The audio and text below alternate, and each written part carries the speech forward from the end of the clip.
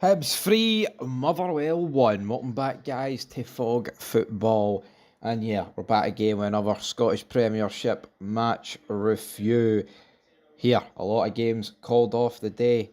It wasn't the first game that I had in mind about going to the day. Yeah, Fog Football, we were boots on the ground here for Hibs against Motherwell.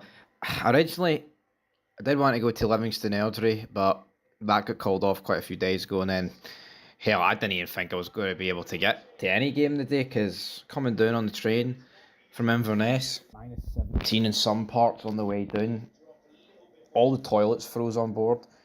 They then said it was terminating to Edinburgh, which was alright because here, I was getting it to Edinburgh. And then it was like, right, Falkirk happened. Now, Falkirk was another game I was thinking about going to, and here, Falkirk very much well so could have been the game I went to.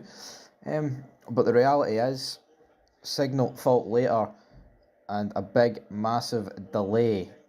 I mean, 90-minute delay on LNER. It wasn't exactly the greatest day in the world for transport. But you know what? We got to Edinburgh just in time. So I decided to go to Hibs, Motherwell. Interesting game.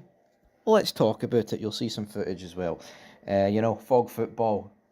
Flying the flag for Scottish football. Here we go. I thought Motherwell were really, really poor, by the way, guys. Motherwell were absolutely disgusting in terms of their performance. Like, yeah, they got a goal, and with about 15 minutes to go, it looked like they could have literally have picked up something. Speaking of picking up something, I feel like mince. I think I've picked up something, to be brutally honest. Freezing the day, that's probably why, but just like nothing. Like I took notes for this game, right? And seeing that first half, I have nothing to say about Motherwell, like in terms of an offensive thing. As good as it really got for them, is the ref took an age letting, I believe it was Cadden back on the pitch. Like, the atmosphere was just turning against it, and the ref, he wasn't letting them back on. That's as good as the first half got for Motherwell. We've seen Paul McGinn get subbed off, injured as well. He got a good reception from both sets of fans, away and home.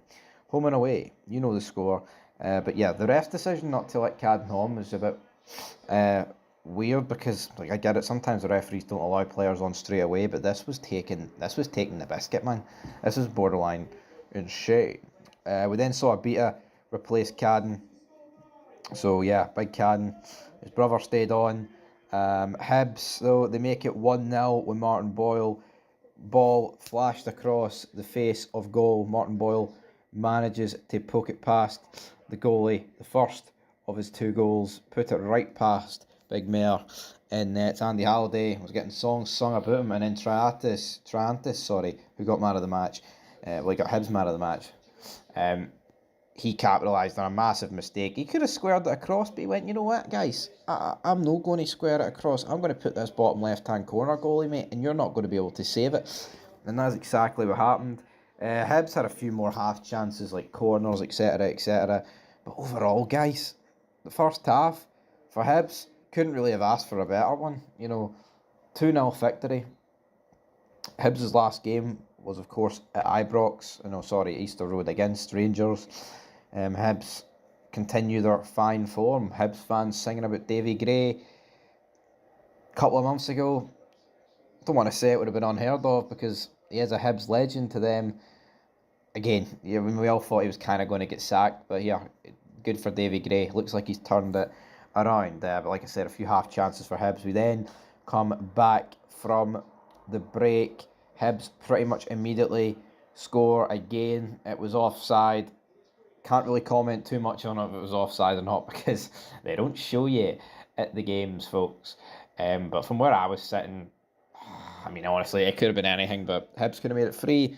And this is the lifeline that Motherwell really needed. I think it was O'Donnell whipped the ball in not long after this. Tony Watt heads the ball over. We then have a Hibs free kick. Martin Boyle makes it not 3-0 because he blazes it completely and utterly over. Then in the 76th minute, big Callum Slattery, he gets on the end there. and he makes it 2-1. And despite being horrendous, Stuart Kettlewell was so animated on the touchline, and to be honest, I can't really blame him. His team was absolutely rank rotten today, especially where they sit in the table, man. You would expect so much more from Motherwell.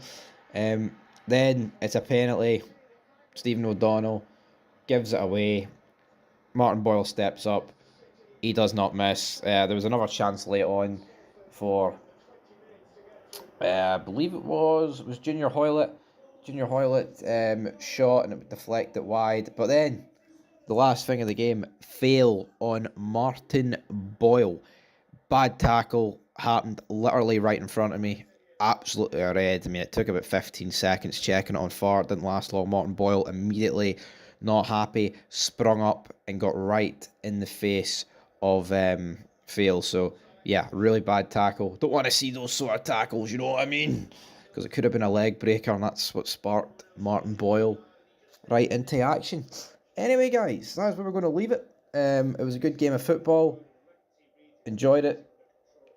As a neutral, here, can't beat Scottish football, guys. You know what I mean? You can't.